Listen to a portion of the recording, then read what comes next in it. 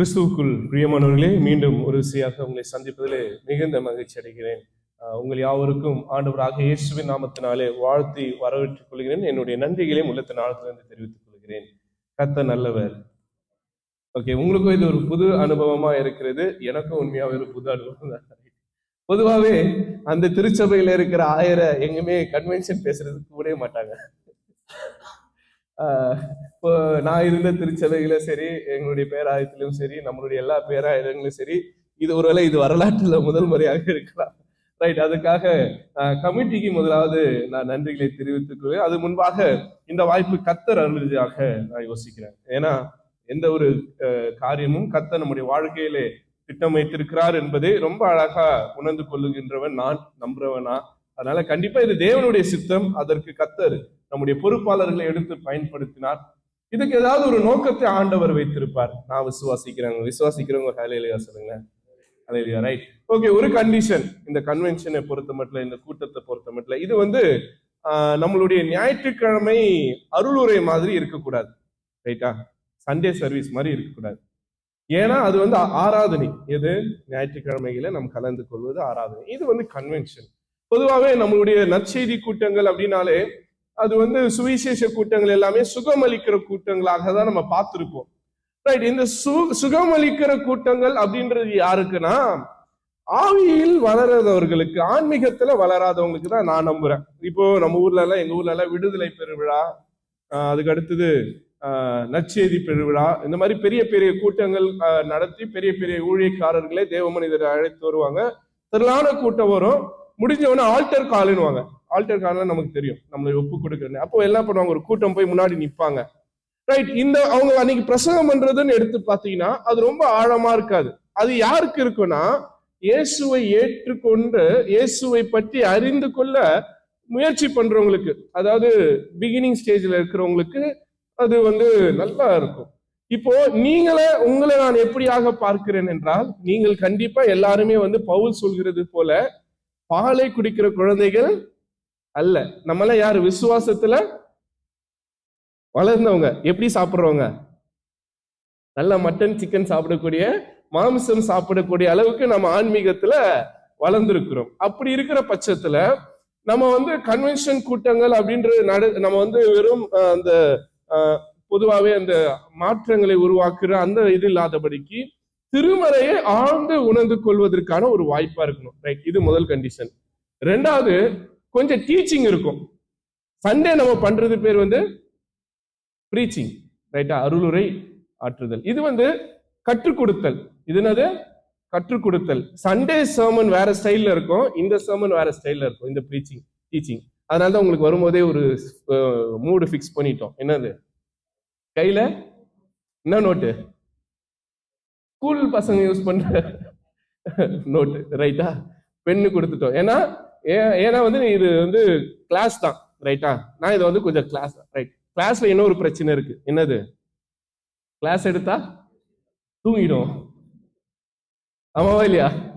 Class எடுத்தா தூங்கிடுவோம். Right, தூங்காம இது கொண்டு போகணும். அதனால கிளாஸ், ஏன்னா நான் பேசிக்கலி டீச்சர், பிஎட் முடிச்சிருக்கேன். அதனால கேள்வி கேளுங்க, பதில், இப்படிதான் இருக்கும். இது 2 way. சரி, கேள்வி கேட்கறதுனால தப்புன்னு நினைக்காதீங்க. ரைட்டா? அடுத்தது, கேள்வி கேட்கறதுக்கு நான் நேரம் கண்டிப்பா கொடுப்பேன். உங்களுக்கு கேள்விகள் வரும்போது நீங்க எழுதி வைத்துக் கொள்ளுங்கள், நீங்க கேளுங்க. ஏன்னா இது ரொம்ப கடினமான ஒரு டாபிக் நம்ம எடுத்திருக்கிறது. கேள்விகள் நிறைய இருக்கு. இப்பயே விட்டீங்கன்னா 100 கேள்வி நீங்க என்ன கேட்டுருவீங்க வெளிப்படுத்தல வச்சு. ரைட், இப்ப கேள்விகள் எல்லாம் நீங்க நான் சொல்லும் போது இது பண்ணிக்கோ, நேரம் வரும்போது இது பண்ணுங்க. அடுத்தது, உங்களுடைய கேள்விகள், நான் ஒரே ஒரு ரெக்வெஸ்ட் என்னன்னா, நம்ம பேசின அந்த டாபிக் உள்ள இருந்து கேளுங்க. உங்களுக்கு இதுல இருந்து வெளியில கேள்விகள் இருக்குன்னா அதை எங்களுக்கு கிளாரிஃபை பண்ணுங்கன்னு நீங்க கடைசியில கேட்கலாம். நம்ம இந்த 2 நாள் மீட்டிங்ல நம்ம அதை கண்டிப்பா பார்க்கலாம். அடுத்தது, ரொம்ப முக்கியமான ஒரு விஷயம், இது சேர்ந்து கற்றுக்கொள்வது. ரைட்டா? ஏதோ எனக்கு நிறைய தெரியும், உங்களுக்கு ஒன்றும் தெரியாது இல்லை. என்னை விட நீங்க நல்லா எல்லாருமே வயதுல மூத்தவர்கள். கண்டிப்பா உங்களுக்கு இதுல அதிக ஞானம் உண்டு. பொதுவாகவே திருமறை பொறுத்த மட்டும் அது இன்டர்பிரேஷன் தான். நான் திருமறை ஒரு பார்வையில் புரிந்து கொள்வதும், நீங்கள் ஒரு பார்வையில் புரிந்து கொள்வதும், இதுல நான் தான் கரெக்ட், நீங்க தான் கரெக்ட்ன்றது கிடையாது. எல்லாமே கரெக்ட். நம்ம சேர்ந்து ஆண்டவரை புரிந்து கொள்ள முயற்சி செய்கிறோம். சரிங்களா? ரைட், இதுதான் ஒரு சின்ன அறிமுகமாக நான் உங்களிடத்துல சொல்ல ஆசைப்படுகின்றேன். கொஞ்சம் அவசரமா இந்த ஸ்லைட்ஸ் எல்லாம் பண்ணியிருக்கேன். ஏதாவது மிஸ்டேக்ஸ் இருந்தா பொறுத்தருளுக. Right, okay. கர்த்தர் நல்லவர். ஆமென். தூங்குறவங்கள ஒரு அல்லேலூயா சொல்லுங்க. ரைட். ஏன்னா இது வந்து கன்வென்ஷன் கூட்டங்கள்ல இது வந்து ஒரு நாஸ்டாலஜிக்கான கேள்வி. எல்லா கன்வென்ஷன் கூட்டத்துல போனீங்கன்னா அது வந்து இந்த கேள்வி சொல்லுவாங்க. தூங்குறவங்களா அல்லேலூயா. கூட்டத்துல யாராவது ஒருத்தர் சொல்லுவாங்க பிரவீன மாதிரி. Right, okay. இது கலகலப்பு, இந்த சிரிப்பு கடைசி வரையில கொண்டு போவோம். இணைந்து கற்றுக்கொள்வோம். நான் ஏதோ கூட்டமே இருக்காதான் நினைச்சு வந்தேன். நாம் நினைக்கிறது வேலை, கர்த்தர் நடப்பிக்கிறது வேற. ஆமென். ஏன்னா இந்த ஆள் தான் வார வாரம் பிரசங்கம் பண்றாரு. இவன் பிரசங்கத்தை என்ன 3 நாள் கேட்குறது. ரைட், கர்த்தர் நல்லவர். ஆமென். இந்த இந்த கன்வென்ஷன் கூட்டங்களுக்காக யோசிக்கும் போது ஆண்டவர் உண்மையிலே சொல்லணும்னா அவருடைய வழிகாட்டல் தான் இந்த தலைப்பை யோசிக்க வைத்தது. நான் வந்து மத்தேயு, மார்க்கு, லூக்கா, யோவான் இந்த 4மே 8 வாட்டி பைபிள் ஸ்டடி எடுத்துட்டேன் ஃபுல்லா. அதனால 1000 என்னை திட்டினாங்க. நீ வந்து உனக்கு நல்ல இதுல இருக்கிறதே நீ ஏன் போகாம திடீர்னு ஒரு புது சப்ஜெக்ட் எடுத்திருக்கிற, எப்படி நீ ப்ரிப்பேர் பண்ணுவ அப்படின்ட்டு. ரைட், 3 இரவுகள் தூக்கம் இல்லை உண்மையிலே. அவங்களுக்கு பிரசவ வலி வந்ததுல எனக்கு பிரசவ வலி வந்துருச்சு. ஏன்னா ஒவ்வொரு பிரசங்கமும் நம்ம ஆயத்த பண்ணும் பொழுது அதுல எஃபோர்ட்ஸ் ரொம்ப முக்கியமானது. படிக்கணும், அதுதான். ஏன்னா நம்ம இஷ்டத்துக்கு நம்ம சொல்லிடக்கூடாது. கர்த்தருடைய வார்த்தையை ஒவ்வொரு முறையும் பேசும்போது சொல்லும் போது பயம் வந்துடுது. அப்போ 3 நாள் அப்படின்னும் போது அதை வெளிப்படுத்தலும் போது ரொம்ப ஒரு மாதிரி ஒரு நடுக்கம் ஏற்பட்டுருச்சு. ரைட், கர்த்தர் நல்லவர், வழி நடத்துவார். அப்ப யோசிக்கும் போது இதோ நான் சீக்கிரமாய் வருகிறேன். இது யார் சொன்னது? ஆண்டவர் இயேசு சொன்ன ரொம்ப அழகான வார்த்தை, எனக்கு ரொம்ப பிடித்த வார்த்தை. எங்க அப்பா ஊருக்கு போறாரு அப்படின்னா போயிட்டு வரேன் அப்படின்னு. ரைட், அந்த வார்த்தை அவ்வளவு அழகு. என்ன வார்த்தைனா, போனவர் திரும்ப வருவார். ஆமே. நம்ம கூட வீட்டுல இருந்து கிளம்பும்போது பசங்க சொல்லுவாங்க பாய் அப்படின்னுவாங்க, see you அப்படின்னுவாங்க. அப்படின்னா அர்த்தம் இந்த பிரிவு தற்காலிகமானதான். அப்போ நீங்க நானு ஒவ்வொரு ஞாயிற்றுக்கிழமையும், ஒவ்வொரு மாத பிறப்பிலும், ஒவ்வொரு முக்கியமான நாட்களையும் ஆண்டவரை தேடி ஆண்டவருடைய திருச்சபைக்கு வருவதென்றால், ஆண்டவரே உன் வருகைக்காக நான் காத்துட்டு இருக்கேன். ஆமாவா இல்லையா? சிலருடைய வருகை நம்முடைய வாழ்க்கையை மாற்றக்கூடும். சிலருடைய வருகை அது போல நாம் பல ஆண்டுகளாக ஒருவருடைய வருகைக்காக காத்திருக்கின்றோம். அந்த வருகை ரொம்ப அழகான வருகை. ஆமே. அந்த அழகானவரை முகமுகமாய் பார்ப்பதற்காக. அவர் எப்படி இருப்பாரு? இதெல்லாம் சும்மா ஏஐ கிரியேட் பண்ணுது. முன்னாடி ஸ்லைட் போங்க. இது ஏஐ கிரியேட் பண்ண ஒரு பிக்சர். இதுலயே அவர் அவ்வளவு அழகா இருக்காரு. நிஜத்துல உண்மையிலே அழகான ஒருவர். அவரை பார்ப்பதற்காக நம்முடைய கண்கள் காத்திருக்கிறது. சிமியோன் அழகா சொல்லிட்டாரு. என்ன சொன்னாரு? உம்முடைய ரட்சணத்தை என் கண்கள் கண்டது. அந்த குழந்தையை ஏந்தி கொண்டு அவர் குழந்தைய பார்த்தாரு. நம்ம அரசராய் பார்க்க போகிறோம். ஆமென். ரைட், திருமறையை குறித்து நான் ஆரம்பிக்க விரும்புகிறேன். முதல் ஸ்லைட் நம்ம போயிடலாம். உங்க கையில இருக்கிறது, இதுக்கு பேர் என்ன? எடுத்துட்டு வந்தீங்களா? Right, Bible. ரைட், இந்த பைபிள் அப்படின்ற சொல் தமிழ்ல வந்து ரொம்ப அழகா திருமறை அப்படின்னு சொல்றாங்க. நம்ம என்ன சொல்றோம் தமிழ்ல? பைபிள்னு சொல்றோம். ஆமா இல்லையா? அது பைபிள் அப்படின்றது தமிழ் அல்ல. அழகான தமிழ் சொல் வேதாகமம். வேதம் அப்படின்றது எல்லா மொழியிலும் வரக்கூடியது. நம்முடைய இந்து சகோதரர்களுடைய இதுல வந்து எத்தனை வேதங்கள் இருக்கிறது? நிறைய இருக்கு. ரிக்கு, யஜுரு, அதர்வனா, அந்த மாதிரி வேதங்கள். ரைட், அது வந்து வேதம் என்பது வடமொழி. It's Sanskritised word. நல்ல அழகான தமிழ் சொல் திருமறை. என்னது? திருமறை. இன்னும் அழகான சொல் விவிலியம். என்னது? விவிலியம். ரைட், இப்போ இந்த பைபிள் அப்படின்ற வார்த்தை எங்கிருந்து வந்தது அப்படின்னு நீங்க யோசிப்பீர்கள் என்றால் 2 தீமோத்தேயு 3ஆம் அதிகாரம் 16ஆம் வசனத்தை எடுத்துக்கொள்ளுங்கள். 2 தீமோத்தேயு 3:16 வாசிங்க.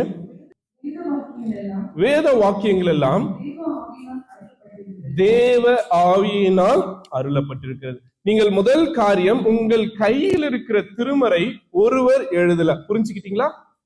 இந்த பைபிள் யார் எழுதினாரு? ஒருத்தர் எழுதல. ரைட்டா? நீங்க இஸ்லாம் நண்பரிடத்துல, உறவுகளிடத்துல கேட்டீங்கன்னா, அவங்க கிட்ட கேட்டீங்கன்னா குரான் யார் எழுதுதுன்னு கேட்டா அவங்க என்ன சொல்லுவாங்க? அல்லாவே தம் கைப்பட எழுதி கொடுத்ததாக அவர்களுடைய நம்பிக்கை. சரியா? இது புற மதத்தாருடைய நம்பிக்கைகளாக இருக்கிறது. நம்முடைய நம்பிக்கை இது கடவுள் உடைய மக்கள், இறையடிகள். ரைட்டா? பல்வேறு காலகட்டம் இதை நீங்க ஆரம்பிச்சீங்கன்னா பல ஆயிரம் வருடங்களுக்கு உட்பட்டது இந்த திருமறை. அப்போ பல மனிதர்கள் எழுதியிருக்கிறாங்க. ஆனா எழுதுறதுக்கு காரணமா இருந்தது ஒரே ஒரு ஆள். யார் அவரு? பரிசுத்த ஆவியானவர். ரைட்டா? அதை மட்டும் மறந்துடாதீங்க. இந்த திருமறை ஆதி ஆகமத்திலிருந்து வெளிப்படுத்தல் வரை எத்தனை புத்தகம்? 66 தானே? 73 இல்லைல்ல? 73 இருக்கு. நான் சொல்றேன். ரைட். என்ன 73 என்ன 66 அப்படின்றத நம்ம பார்க்கலாம். இந்த ஆதி ஆகமத்திலிருந்து வெளிப்படுத்தல் வரையிலே ஒரே ஒருத்தரால் எழுதப்பட்டது. அவர் யார் என்றால் ஆவியானவர். ரைட்டா? அதுதானே சொல்றாரு தீமோத்தேயுக்கு எழுதும்போது பவுல். வாசிங்க. வேத வாக்கியங்கள் எல்லாம். முதல் வசனம் என்ன சொல்லுகிறது வேதாகமத்துல? மனப்பாடமா சொல்லுங்க. ஆதியிலே தேவன் வானத்தையும் பூமியும் சிருஷ்டித்தார். இங்க ஆரம்பிச்சு வெளிப்படுத்தல கடைசி வசனம் சொல்லுங்க.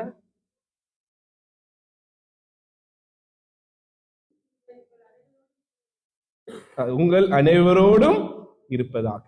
இந்த இடைப்பட்ட இருக்கக்கூடிய எல்லா வசனமும் ஒருவரால் எழுதப்பட்டது. அவர் யார் என்றால், நம்பிக்கை ஒரு ஒரு சின்ன டவுட்டே வராம சொல்லணும், யாரால் எழுதப்பட்டது அப்படின்னு கேட்டா பரிசுத்த ஆவியானவரால். ரைட்டா?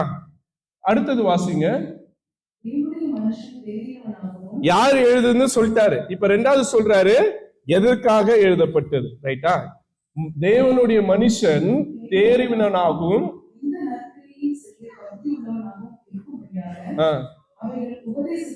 உபதேசம். அப்போ இந்த வேத வசனம் நம்முடைய வாழ்க்கையில முதல்ல என்ன பண்ணணும்னா உபதேசம் பண்ணணும். அதுக்கு பேர் என்னதுன்னா பிரீச். எப்ப நீ இப்படி பண்ணு, அப்படி பண்ணாத, இதுல நட, இதுல நடக்காத அப்படின்னு நமக்கு என்ன பண்ணும்? உபதேசிக்கணும். ரெண்டாவது திட்டணும். ஏய் நயிர் ஓவரா திட்டான், மாத்து, வேற சர்ச்சுக்கு போ. நம்ம ஆட்கள் மென்டாலிட்டி இப்ப ஆயிடுச்சு. ஐயரு கொஞ்சம் கடுமையா பேசிட்டாருன்னா போதும், ஐயரு கொஞ்சம் கோவப்பட்டு பேசிட்டா போதும், ஊழியக்காரர் கொஞ்சம் கோவப்பட்டா போதும், வேணாம் இந்த ஐயரு சரியில்லை, திட்டிக்கிட்டே இருக்கிறாரு. இந்த ஆள் இருக்கிறவங்க 3 வருஷம் இந்த சர்ச்சை பக்கமே வரக்கூடாது, 10 வருஷம் 3 வருஷம் கழிச்சு வந்துடலாம். ஆனா வேத வசனம் சொல்லுது எதுக்கா? உபதேசத்திற்கும் கடிந்து கொள்வதற்கும். ஆமென். இன்னைக்கு நிறைய கிறிஸ்தவர்கள் எதிர்பார்க்கிறது சுகர் கோட்டட் சர்மன்ஸ். என்னது சுகர் கோட்டட் சர்மன்? இது ஏன்னா குழந்தைங்களுக்கு நம்ம அந்த மருந்து கொடுக்கிறோம், மருந்துனால என்னவா இருக்கும்? பொய்யுங்க. நீங்க இந்த சிறப்பு குழந்தைங்களுக்கு கொடுத்துற அந்த டிராப்ஸ் எடுத்து குடிச்சு பாருங்க, அவ்வளவு டேஸ்டா இருக்குது. அதுல ஒரு ஃபிளேவர் ஹனி, ஸ்ட்ராபெரி, அப்புறம் ஆரஞ்சு, இந்த மாதிரி. அதெல்லாம் மருந்தே இல்லை. இன்னைக்கு திருச்சபையில மக்கள் அப்படிதான் எதிர்பார்க்கிறாங்க. ஆசீர்வாதமான பிரசங்கங்களை எதிர்பார்க்கிறாங்க. சுகர் கோட் பண்ணதா இருக்கணும். கொஞ்சம் கசப்பா ஒரு மருந்து கொடுத்துட்டாங்கன்னா போதும், இல்ல வாமிட் பண்ணிடுறாங்க. ரைட்? ஆனால் வசனம் நமக்கு கரெக்டா சொல்லிருது, உபதேசம் பண்ணவும் கடிந்து கொள்ளுதற்கும். அதான் ரொம்ப முக்கியமான. இதெல்லாம் எதுக்குன்னா சீர்திருத்தல் அடைவதற்காக. ரிஃபார்ம்டு. நம்ம சர்ச் பேர் என்னது தெரியுங்களா? Reformed church. நம்ம அதுக்கு தான் நம்ம என்ன சொல்றோம்? ரிஃபர்மேஷன் சொல்றோம், சீர்திருத்தம்ன்றோம். நான் 10 வருஷத்துக்கு முன்னாடி வேற மனிதனா இருந்தேன், இன்னைக்கு நான் சீர்திருந்தி வேற மனுஷனா இருக்கிறேன். நான் கூட ஒரு 30-20 வருஷத்துக்கு முன்னாடி நல்லா முடி வளர்த்து ரவுடி மாதிரி சுத்திட்டு இருந்தேன், இப்போ மாறிட்டேன். அந்த மாதிரிதான் நம்முடைய வாழ்க்கையில சில மாற்றங்கள், சில சூழ்நிலைகள் நம்மை சேஞ்ச் பண்ணும். ஒரு 10 வருஷத்துக்கு நான் கோபக்காரனா இருந்தேன், இப்போ எவ்வளவு அடிச்சாலும் தாங்குறேன். அதுதான் சீர்திருத்தம், ரிஃபார்ம்டு. ஆதியிலே நான் ஒரு மனிதனா இருந்தேன், இன்னைக்கு நான் பாதியில வேற மனுஷரா இருக்கிறேன், முழுமையிலே கர்த்தருக்கு ஏற்றவளா இருக்கிறோம். அதான் நீங்களும் யோசித்து பாருங்க. நான் தொடக்கத்துல எப்படி இருந்தேன், இத்தனை வருஷம் இந்த வரலாற்றுல அந்த இளம் ரத்தமா இருக்கும்போது, மெச்சூரிட்டி இல்லாத போது எவ்வளவு கோவப்பட்டோம், எவ்வளவு தவறுகளை செய்திருந்தோம். இன்னைக்கு கர்த்தர் நம்மை சீர்திருத்தி ஒரு நல்ல மனிதனாக மாற்றி வைத்திருக்கிறார். அதற்கு அடிப்படையாக இருந்தது இந்த பைபிள் தான். முதல்ல உபதேசம், ரெண்டாவது சொல்லுங்களேன், அதுக்குதான் எழுதுங்க. சீர்திருத்த முதல்ல என்னது? உபதேசம், கடிந்து கொள்ளுதல், சீர்திருத்தம். 4வது நீதியை படிப்பித்தலுக்கு. எதெல்லாம் நீதி, எதெல்லாம் கரெக்ட், எதெல்லாம் ராங்கு, எதெல்லாம் ட்ரூ, எதெல்லாம் ஃபால்ஸ், எதெல்லாம் சரி, எதெல்லாம் தவறு என்பதை நீதி நீதி என்பதையும் அநீதி அநீதி என்பதையும் எனக்கு சட்டம் கற்றுக் கொடுக்கிறதோ இல்லையோ, கான்ஸ்டிடியூஷன் கற்றுக் கொடுக்கிறதோ இல்லையோ, ஆசிரியர்கள் கற்றுக் கொடுக்கிறார்களோ இல்லையோ, என் முதலாளி கற்றுக் கொடுக்கிறாரோ இல்லையோ, என் வேதம் எனக்கு கற்றுக் கொடுக்கிறது. ஆமென். நீங்க ஸ்கூல்ல தூங்காம கிளாஸ் எடுக்கணும்னு ஹெட்மிஸ்டர் சொல்றாங்களோ இல்லையோ, பைபிள் எனக்கு சொல்லி கொடுக்கிறது. நீ வேலை செய்யும் போது எப்படி இருக்கணுமா? எஜமானனுக்கு உண்மையா இருக்கணும். நீ எந்த இடத்துல வேலை செய்தாலும் கொஞ்சத்தில் உண்மையா இருந்தால் தேவன் அநேகத்தில் நம்மை அதிகாரியாக வைப்பார். இது எனக்கு இந்த உலக சட்டம் கத்துக் கொடுக்கல, எனக்கு முதல்ல கத்துக் கொடுத்தது எது? வேதம். இந்த வேதம் தான் எல்லாமே எனக்கு கற்றுக் கொடுக்கிறது. அதனாலதான் விவிலியத்துல 4 காரியங்கள் நான் சொல்றேன்: கண்டிக்கிறது, திருத்துகிறது, பாராட்டுகிறது, ஊக்குவிக்கிறது, கடைசியா ஒண்ணு புனிததாக்குறது. இதெல்லாம் நம்ம செய்வதனால நீங்களும் நானும் யாராக மாறுகிறோம்? புனிதர்களாக, பரிசுத்தவான்களாக, கர்த்தரின் பிள்ளைகளாக மாறுகின்றோம். சரி, நீங்க ஆரம்பத்துல சொன்னீங்க இது பேர் என்னன்னு கேட்டா, இதுக்கு என்ன சொன்னீங்க? பைபிள். இந்த பைபிள் என்கின்ற வார்த்தை எதுல இருந்து வருகிறது பாத்தீங்கன்னா, பிப்லோஸ். எதுல இருந்து? பிப்லோஸ். பிப்லோஸ் என்கிறது ஒரு லெபனியன் நகரத்துல இருக்கிற ஒரு பெயர்.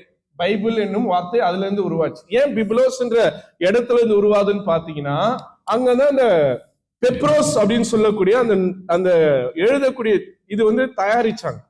அதுல எழுதப்பட்டதுனால்தான் இதுக்கு பேர் என்ன வந்திருக்கு? பிபிலியோஸ் அப்படின்றதுக்காக. ரைட்டா?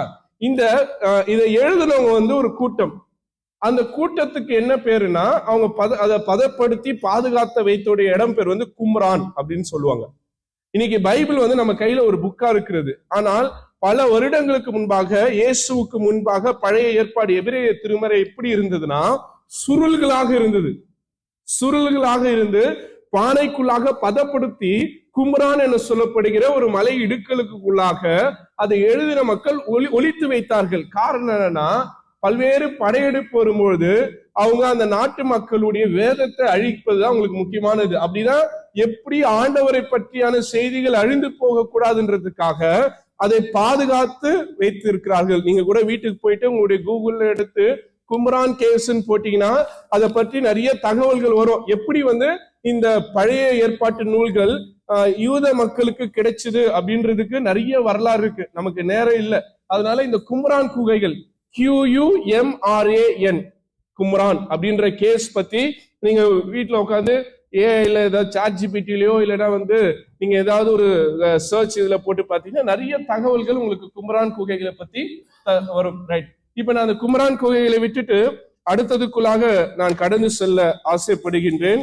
இப்ப பைபிளுக்கு ஆங்கிலத்துல பைபிள் தான், இத்தாலியில பிப்ளியா, ஜெர்மன்ல பைபிள், பிரெஞ்சுலயும் பைபிள் தான்.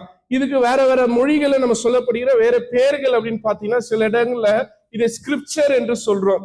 ஸ்கிரிப்சர்னா என்ன பொருள்னா, எழுதப்பட்டது. It's a written word. என்னது ஸ்கிரிப்சர் அர்த்தம்? எழுதப்பட்டது. இது கர்த்தருடைய ஆவியானவரால் எழுதப்பட்ட வார்த்தைகள். அதுக்குதான், வேற எதையுமே நம்ம ஸ்கிரிப்சர்னு சொல்ல மாட்டோம், எக்ஸெப்ட் பைபிள் தான். எத்தனையோ புக் இருக்கலாம், கார்ல் மார்க்ஸுடைய புக் இருக்கலாம், இல்லைன்னா அரிஸ்டாட்டிலுடைய வார்த்தைகள் இருக்கலாம், இல்ல அதாவது நம்ம சொல்லக்கூடிய அந்த வேதங்கள் எது வேணா இருக்கலாம். அது எதையுமே நம்ம ஸ்கிரிப்சர்னு சொல்ல மாட்டோம். உலகத்துல ஸ்கிரிப்சர்னாலே இமிடியேட்டா குறிக்கக்கூடிய ஒரே வார்த்தை பைபிள் தான். ரைட்டா? அடுத்தது இது எதுல இருந்து வரக்கூடிய வார்த்தைன்னா, லத்தீன்ல இருந்து வரக்கூடிய வார்த்தை. அடுத்தது இந்த ஸ்கிரிப்சருக்குள்ள 2 பிரிவுகள் இருக்கிறது. ஒன்னு ஓல்டு டெஸ்டமெண்ட், இன்னொன்னு நியூ டெஸ்டமெண்ட். ரைட்டா? ஓல்டு டெஸ்டமெண்ட்டுக்கும் நியூ டெஸ்டமெண்ட்டுக்கும் கிட்டத்தட்ட 400 வருஷம் கேப் இருக்கு. எத்தனை வருஷம் சொல்லுங்க? 400 வருஷம். மல்கியால இருந்து மத்தேயு வரை இடைப்பட்ட காலம் 400 வருஷம். யாருக்காவது நோட் இல்லையா? வராம லேட்டா வந்தவங்களுக்கு நோட் பண்ண வரலையா? இல்லைன்னா இருக்கு, நீங்க கேட்டு வாங்கிக்கலாம். ரைட். 400 வருஷம் இருக்கிறது. இதுக்கு என்ன சொல்லுவாங்கன்னா ஐடின்னு வாங்க. இன்கம் டாக்ஸ் இல்ல, இன்ஃபர்மேஷன் டெக்னாலஜி இல்ல. இதுக்கு பேர் என்னன்னா இன்டர் டெஸ்டமெண்டல் பீரியட். ஓட்டினா ஓல்டு டெஸ்டமெண்ட், என்டினா நியூ டெஸ்டமெண்ட். இந்த மல்கியாவுக்கும் மத்தேயுவுக்கும் இடைப்பட்ட காலத்தை இருண்ட காலம் என்று சொல்லுவார்கள். அப்போ எந்த தீர்க்கதரிசியும் இல்ல, எந்த ராஜாக்களும் இல்ல, எந்த ஊழியக்காரனும் இல்ல. இஸ்ரவேல் மக்கள் கர்த்தருடைய வார்த்தைக்காக 400 வருஷம் காத்திருந்தார்கள். அந்த 400 வருஷம் 2 ஆண்டுக்கு பேரு ஐடி, இன்டர் டெஸ்டமெண்ட் பீரியட். ரைட்டா? இப்போ இந்த ஓல்டு டெஸ்டமெண்ட் அப்படின்றத நம்ம தமிழ்ல பழைய ஏற்பாடுன்றோம். ரைட்டா? இந்த ஓல்டு டெஸ்டமெண்ட் யாரோடைய பைபிள், யாரோட ஸ்கிரிப்சர்னு எடுத்துக்கிட்டீங்கன்னா, இது முழுக்க முழுக்க இஸ்ரவேல் மக்களுடைய பைபிள். அவங்களுடைய பைபிளை நம்ம எடுத்துக்கிட்டோம். யாரு? கிறிஸ்டியன்ஸ் வந்து old testament it's not our source, it's a written word of Hebrew people. எபிரேய மக்களுடைய திருமறையை நாம் எடுத்து அதை முதல் ஏற்பாடு, பழைய ஏற்பாடு என்று சொல்லுகின்றோம். இதுக்கு அடுத்தது 400 வருஷம் கழித்து ஒருத்தர் பிறக்கிறார். அவர் யாரு? இயேசு. அதுதான் இப்ப அட்வென்ட் சீசன். நீங்க சர்ச் பாத்தீங்கன்னா என்ன கலர்ல மாறிடுச்சு? ஆல்டர் எல்லாம் பர்பிள் அப்படின்னா அட்வென்ட்டுக்கான ஒரு சிம்பிள். அட்வென்ட் அண்ட் லென்ட்டுக்கான சிம்பிள். அட்வென்ட் எதுனா இயேசுடைய பிறப்பின் வருகையின் காலமாக குறிக்கக்கூடியது. ரைட்டா? இப்ப இயேசு யாருன்னா, ஒருவேளை இந்த வருஷம் இந்த மாசம் நம்ம டிசம்பர் ஆரம்பிக்கும் போது நீங்க பார்க்கலாம், நான் அது எழுதியோ இருக்கிற மகிழ்ச்சி புத்தகத்துல, நீங்க அதை நல்லா படிச்சு பாருங்க, கொஞ்சம் டீட்டெயில்டா எழுதியிருக்கிறேன். இயேசுதான் வரலாற்றை 2ஆ பிரிக்கிறார். ஆமாவா இல்லையா? இயேசுதான் வரலாற்றை 2ஆ பிரிக்கிறார். நான் ஒரு 4 பேர் சொல்றேன். Confucius, Socrates, Aristotle, Plato. இவங்க 4 மிகப்பெரிய பிலாசபர்ஸ். ரைட்டா? இவங்க எல்லாம் யாருக்கு முன்னாடி வாழ்ந்தவங்க தெரியுமா? இயேசுக்கு முன்னாடி வாழ்ந்தவர்கள் தான். ஆனா அவங்களுடைய பிறப்பை வைத்து இந்த உலகம் பிரிக்கப்படல. மிகப்பெரிய அரசர்கள் இயேசுக்கு முன்னாடி இருந்திருக்கிறாங்க. அலெக்சாண்டர் இருந்திருக்கிறார். ஆனா அவங்களுடைய பிறப்பை வைத்து இந்த உலகம் பிரிக்கப்படல, வரலாறு பிரிக்கப்படல. சாதாரண பெத்லகேம்ல ஒரு மாட்டு தொழுவத்துல ஒரு மாட்டு கட்டப்பட்டிருக்கிற மாட்டு தண்ணி குடிக்கக்கூடிய இடத்துல யார் பிறந்திருக்கிறாரு? இயேசு. அவர் பிறந்ததை வைத்துதான் வருஷங்கள் 2ஆக பிரிக்கப்படுகிறது. ஆமாவா இல்லையா? நீங்க கிறிஸ்துமஸ் சீசன் வந்துருச்சு. நான் சில காரியங்கள் சொல்றேன். இன்னைக்கு இந்த குடியில எல்லாம் வைப்பாங்க, பார்த்திருக்கிறீங்களா? குடியில எல்லாம் நீங்க சில இடங்கள்ல பாத்தீங்கன்னா குடியில் வைக்கிறதுக்கே 10 லட்சம் செலவு பண்ணுவாங்க. கேள்விப்பட்டிருக்கீங்களா? பார்த்திருக்கீங்களா? குடியில் வைக்கிறதுக்கே குறைஞ்சது 10 லட்சம் செலவு பண்ணுவாங்க. ஆனா உண்மையிலே மாட்டு தொழுவை எப்படி இருக்கும்? குப்பையா இருக்கும், வாசனையா இருக்குமா? என்ன வாசனை இருக்கும்? சாணி வாசனை. இப்போ ஆண்டவர் எதுல கடத்தி வைத்திருந்தாங்க? முன்னெண்ணெய் என்னது? வைக்கோல் போடுற இடம். இப்ப வைக்கோல்ல மாடு தின்னுட்டு அந்த இடத்துல என்ன இருக்கும்? மாட்டோட எச்சம் தான் இருக்கும். அப்ப அந்த இடம் எப்படி இருக்கும்? அருவருப்பா இருக்கும். இப்படி அருவருப்புகள் மத்தியிலே, அழுக்குகளுக்கு மத்தியிலே பிறந்த அழகிய குழந்தை இயேசு. அவருடைய பிறந்த நாள் தான் வருஷத்தை 0வா மாத்துச்சு. என்னவா மாத்துச்சு? 0. சில்ட்ரன்ஸ், குட்டி பிள்ளைங்க ஞாபகம் வச்சுக்கோங்க. பிஃபோர் ஜீசஸ் இயர்ஸ் எல்லாம் எப்படி இருக்கும்னா டிசைடிங் ஆர்டர்ல இருக்கும். ஆமாவா இல்லையா? 700, 600, 500, 400, 300, 200, 100. ஜீசஸ் உடைய பர்த் வரும்போது வருஷம் என்னமா மாறும்? 0வா மாறும். ஜீசஸ் உடைய பர்த்ல இருந்து 1. இப்போ இயேசு பிறந்ததுல இருந்து நம்ம எத்தனாவது வருஷத்துல இருக்கிறோம்? 2025. அப்போ வரலாற்றை கன்ஃபியூசியஸ் 2ஆ பிரிக்கல, வரலாற்றை சாக்ரட்டிஸ் 2ஆ பிரிக்கல, வரலாற்றை பிளாட்டோ 2ஆக பிரிக்கல, வரலாற்றை ரெனே டெக்கார்டஸ் 2ஆக பிரிக்கல. எனக்கு பிலாசபர்ஸ் ரொம்ப பிரித்தவர் ரெனே டெக்கார்டஸ். அவர் தான் சொன்னாரு, I think therefore I am அப்படின்னாரு. கேள்விப்பட்டிருக்கீங்களா? I think therefore I am. நான் சிந்திக்கிறதுனால தான் நான் இருக்கிறேன்றாரு. எப்பா, நீ சிந்திக்கிறதுனால நீ இல்ல, இயேசு இருக்கிறார், அதனாலதான் நீ நானும் இருக்கிறேன். அதை நான் புரிந்து கொண்டேன் ஒரு காலகட்டத்துல. ரைட். இப்போ இயேசுதான் வரலாற்றை 2ஆ பிரிக்கிறாரு. இயேசுவுக்கு முன், இயேசுவுக்கு பின். பிசி என்னது? Before Christ. ஏடினா ஆனோ அப்படின்னா இயேசுவுக்கு பின், இயேசுவுக்கு முன். வரலாற்றை 2ஆக பிரித்தவர் இயேசு. ரைட்டா? இப்போ இயேசுடைய வாழ்க்கை வரலாறும் அவர் வழியாக தொடங்கிய கிறிஸ்தவம் என்கின்ற ஒரு இயக்கம். இது மதம் அல்ல. கிறிஸ்தவம் ஆரம்பிக்கப்படும் போது அது மதமாய் ஆரம்பிக்கல. It's a movement. தமிழ் என்னது இருக்கு? இயக்கம். இன்னைக்கு நம்ம மத்தியில நிறைய இயக்கங்கள் உண்டு, சரிங்களா? அந்த மாதிரி ஒரு இயக்கம் தான் கிறிஸ்தவமாக இருந்தது. இந்த இயக்கத்தை பற்றிய வரலாறு புதிய ஏற்பாட்டுல இருக்கு. சரிங்களா? இப்போ இந்த யூதர்களுடைய திருமறை எது சொன்ன நானு? Old testament. யூதர்கள் இதை 3 பிரிவுகளாக பிரிக்கிறார்கள். என்னென்ன 3 பிரிவுகள்? அடுத்த ஸ்லைட் போயிடலாங்களா? ஓகே. இந்த 4th பாத்தீங்கன்னா யூதர்கள் 3 வகையாக திருமறையை பிரிக்கிறார்கள். முதல் வகை டா, 2வது வகை நா, 3வது வரை கா. TNK. டி என்றால் தோரா, டி என்றால் தோரா, என் என்றால் நபியின், கே என்றால் கெத்துபீம். ரைட்டா? இந்த பழைய ஏற்பாட்டை யூதர்கள் 3 பிரிவுகளாக பிரிக்கிறார்கள். தோரா அப்படின்றது சட்ட நூல். எதெல்லாம் சட்ட நூல்னா மோசேயின் கரத்தினால் எழுதப்பட்டவை 5 புத்தகங்கள். எதெல்லாம்?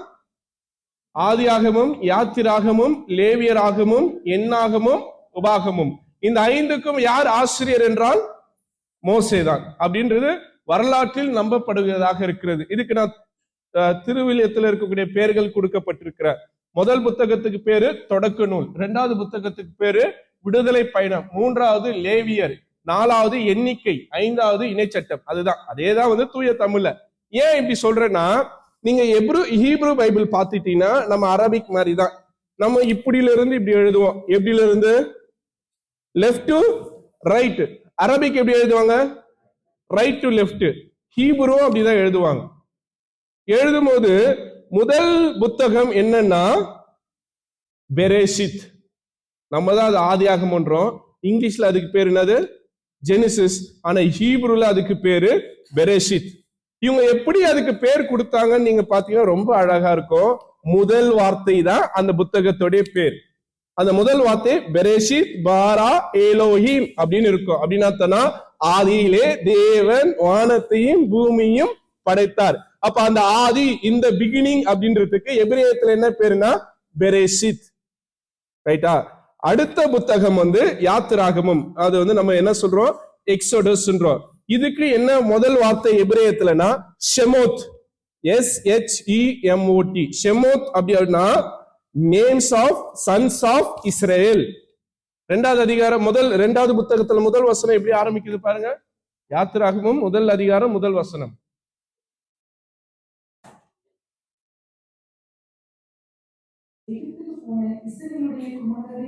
இஸ்ரவேல் குமாரரின் நாமம். இதுல உல்டாவா வருது. The names of people of sons of Israel. அதுக்குதான் என்ன நேம்ஸ்க்கு ஷெமோத்னு அர்த்தம். ரைட்டா? 2வது புத்தகம். 3வது புத்தகம் லேவியர். அதுக்கு எபிரேயத்துல வக்கீரா அப்படின்றாங்க.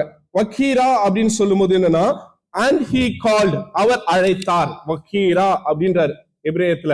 நீங்க லேவியர் முதல் அதிகாரம் முதல் வசனத்தை வாசிங்க. மோசே கூப்பிட்டார், அழைத்தார். he called அப்படின்றாருல, அதுக்குதான் வக்கீரா அப்படின்றார். ஆண்டவர் மோசேயை அழைக்கிறது. அப்ப 3வது புத்தகத்துடைய பேரு he called. முதல் புத்தகம் in the beginning, 2வது புத்தகம் names of sons of Israel, 3வது புத்தகம் and he called. இதெல்லாம் நம்ம இதுல சொல்ல, எதுல சொல்றேன்? ஹீப்ருல சொல்றேன். 4வது பம்தாப் அப்படின்றாங்க. பம்தாப்னா இந்த வில்டர்னஸ் அர்த்தம். பம்தாப்னா BHAMIDBA, பம்தபா அப்படின்னுவாங்க. பம்தபானா இந்த வில்டர்னஸ். ஒருவேளை எண்ணிக்கை முதல் வசனத்தை வாசி பாருங்க. எண்ணாகமும் முதல் வசனம்.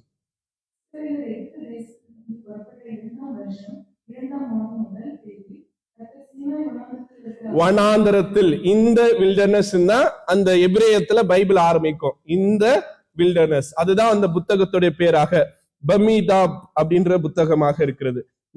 5வது தேவாரிம் அப்படின்றது. தேவாரிம்னா these are the words, இவை எல்லாம் வார்த்தைகள். நீங்க வேணா உபாகமம் முதல் வசனத்தை வாசிச்சு பாருங்க.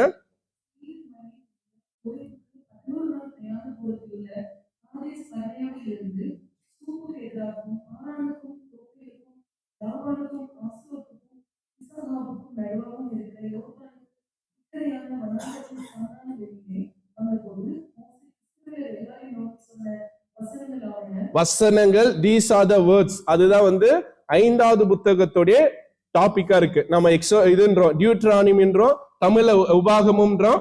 அவங்க தீஸ் ஆர் த வேர்ட்ஸ், வசனித்த மோசே சொன்ன வசனங்கள். அதுதான் 5வது புத்தகம். நான் வந்து உங்களுக்கு எபிரேய புத்தகத்தை கொஞ்சம் டச் பண்ணிட்டு போறேன். இப்போ இந்த 5 புத்தகத்துக்கு பேர் என்னது?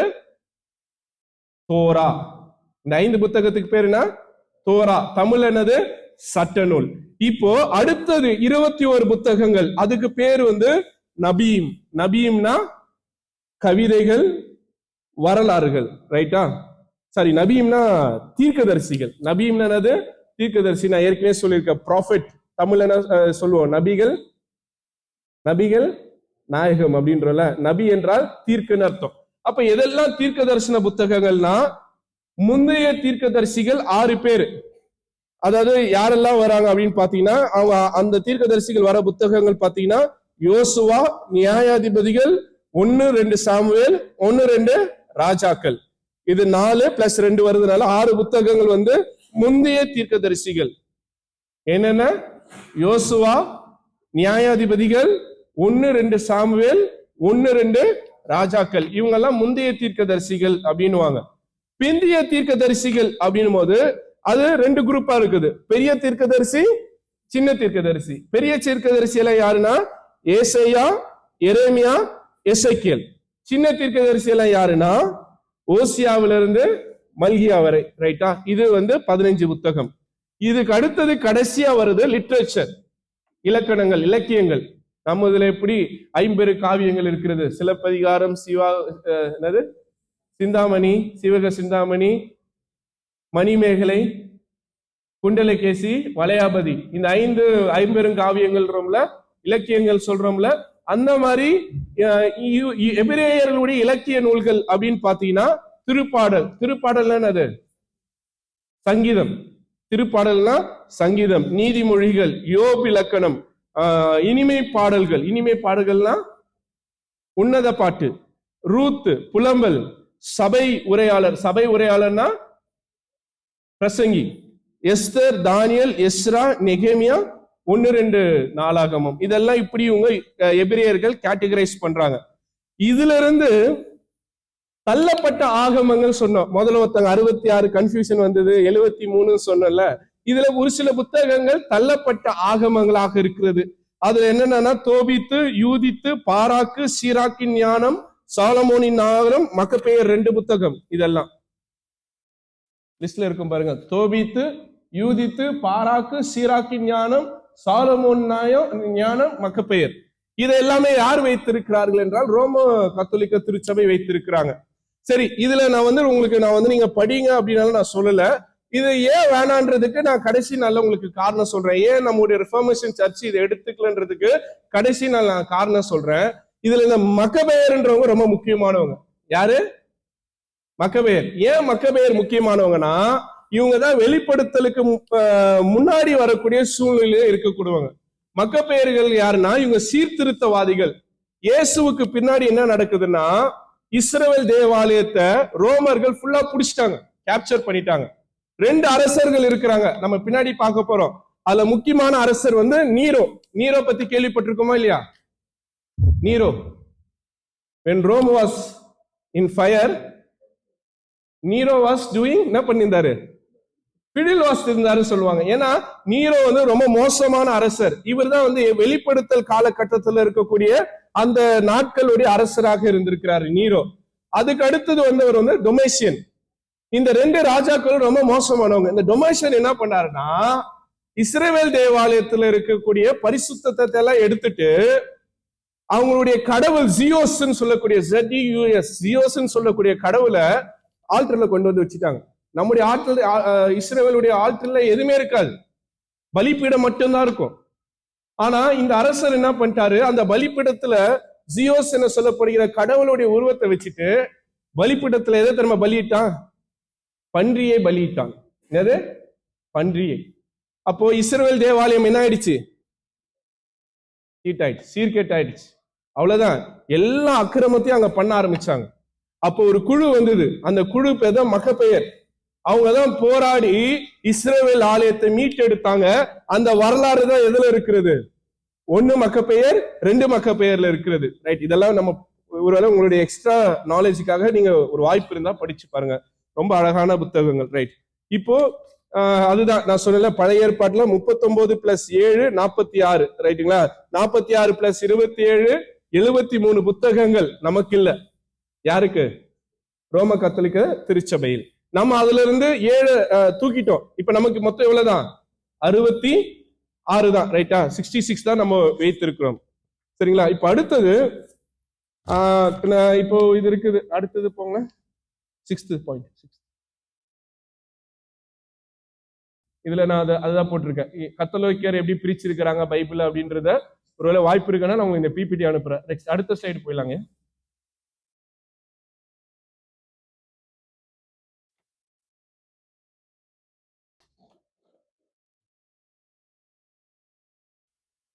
வேதாகமத்துல 2 உணர்வுகள் இருக்கிறது ஐயா. வேதாகமத்துல எத்தனை உணர்வுகள்? 2 உணர்வுகள். ஒண்ணு வந்து நேரடியாக உணர்வு ஊட்டக்கூடியது, ரெண்டாவது ஸ்பிரிச்சுவல் சென்ஸ், அதாவது அதாவது ஏதாவது ஒரு உருவகத்தை வைத்து பேசக்கூடியது.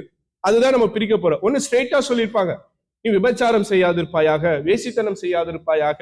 இன்னொன்னு சொல்லியிருப்பாங்க, ஏதாவது ஒண்ணு சொல்லி இதன்படி செய்யணும்னு மறைபொருளாக வச்சு பேசக்கூடிய இன்டைரக்ட் ஸ்பிரிச்சுவல் சென்ஸ் சொல்லுவாங்க. இப்ப நேரடியாக உணர்வு ஊட்டல் அப்படின்னா, எக்ஸாம்பிளுக்கு இயேசு கண்ணீர் விட்டார், பேதுருவின் மாமி சுகம் பெற்றார், இந்த மாதிரி சென்டென்ஸ் எல்லாமே. இப்ப உருவகம் அப்படின்றது வந்து இன்டைரக்டா சொல்லக்கூடியது, அது மிஸ்டிக்கலா இருக்கும். டைரக்டா அதை படிச்சா புரியாது. அதுல ரொம்ப முக்கியமான ஒரு போர்ஷன்னாலே வெளிப்படுத்தல் தான். வெளிப்படுத்தல நீங்க எடுத்து வச்சு படிச்சீங்கன்னா சுத்தமா புரியாது. என்னடா பேசுறாங்க, இது மிருகம் வருதுன்றாங்க, 7ன்றாங்க, 1,44,000ன்றாங்க, 7 விளக்குன்றாங்க, 7 கிண்ணம்ன்றாங்க, 7 முத்திரன்றாங்க, 7 குதிரைன்றாங்க. ஒன்னும் புரியாது. ஆனா அதுக்குள்ள ஒரு மிகப்பெரிய ஆழமான சத்தியங்கள் இருக்கிறது.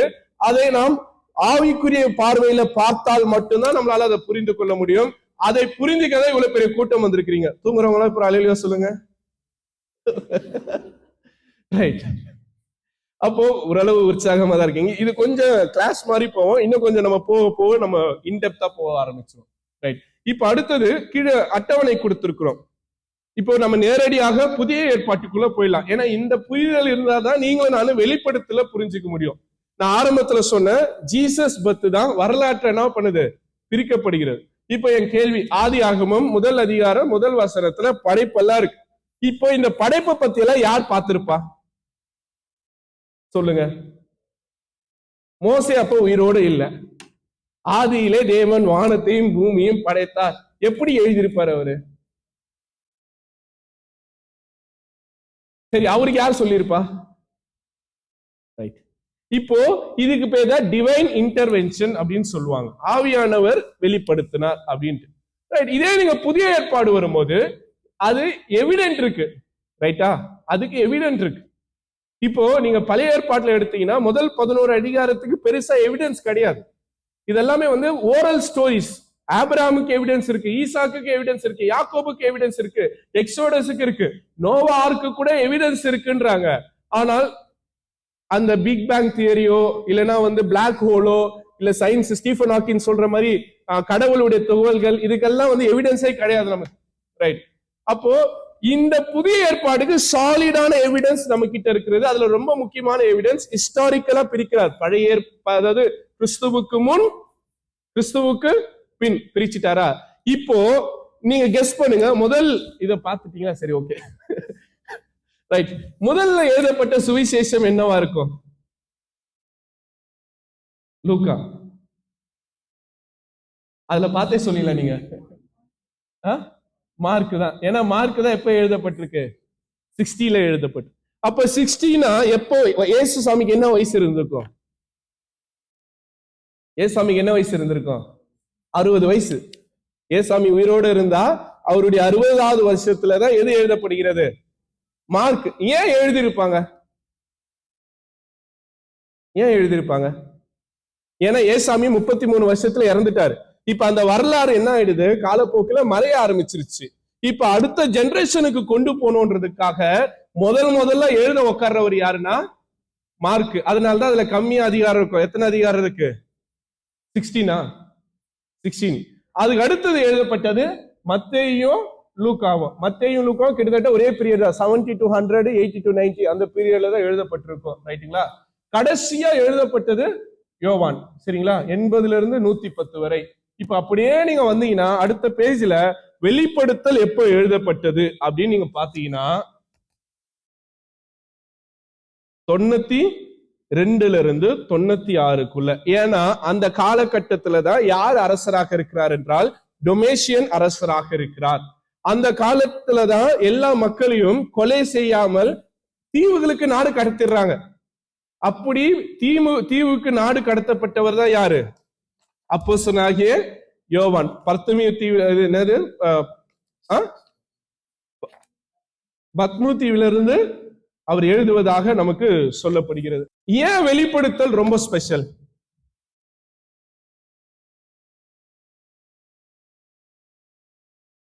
என்ன நடக்க போகுதுன்னு முன்னாடியே சொல்லிட்டு போறாங்க. நம்ம ஊர்ல எல்லாம் தீர்க்கதரிசிகள் இருக்கிறாங்க, ரைட்டா? 2026 இன்னும் ஒரு மாசம் கழிச்சு என்ன பாருங்க, 31ஆம் தேதி லிஸ்ட் போட்டு கொடுத்துருவாங்க. என்னென்ன லிஸ்ட் இருக்கும் அதுல சொல்லுங்களேன். பூகம்பம், யுத்தம், பட்டினி, நோய், மழை, புயல், flood, train accident, corona, right. ஆனா இது எல்லா வருஷமும் இருக்கும். அவங்க எல்லா வருஷமும் லிஸ்ட் கொடுப்பாங்க, ரைட்டா? இப்போ இதை நீங்க எடுத்துக்கிட்டீங்கன்னு வச்சுங்களேன். இப்போ இங்கதான் கேள்வி, அங்கதான் யோவான் வேறுபடுறாரு. இந்த தீர்க்கதரிசி சொன்ன வார்த்தை அப்படின்னு தான் அவங்க சொல்லுவாங்க, அது எந்த தீர்க்கதரிசினாலும். ஆனால் வெளிப்படுத்துற சுவிசேஷத்துல யோவான் ஆகிய எனக்கு இயேசு சொன்னதுன்னு தான் சொல்லியிருப்பார் அவர், ரைட்டா? இப்ப அந்த கிரெடிட் முழுக்க யோவானை சேராது, இந்த கிரெடிட் முழுக்க யாரை சேரும்? இயேசுவை தான் சேரும். இயேசுதான் சொல்லியிருக்கிறார், ரைட்டா? இப்போ இங்க சொல்லப்பட்டிருக்கிற வார்த்தைகள் சமீபத்துல நடந்துருச்சு. இயேசு வாழ்ந்த காலகட்டத்திலும் அதுக்கு அடுத்த வாழ்ந்த காலகட்டத்திலும் நடந்திருக்கு. இன்னைக்கு நீங்க நானும் வாழும் காலகட்டத்திலே அது நடக்கும். இது ஒரு லூப் மாதிரி, இதை நம்ம புரிஞ்சுக்கணும். இந்த லூப் திரும்ப திரும்ப நடக்குது.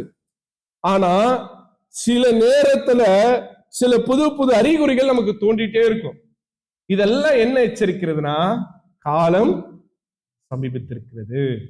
அப்போ வெளிப்படுத்தல சொன்ன வார்த்தைகள் கொஞ்சம் கொஞ்சமா நிறைவேறிட்டு இருக்கு அப்படின்னு சொல்றோம், ரைட்டா?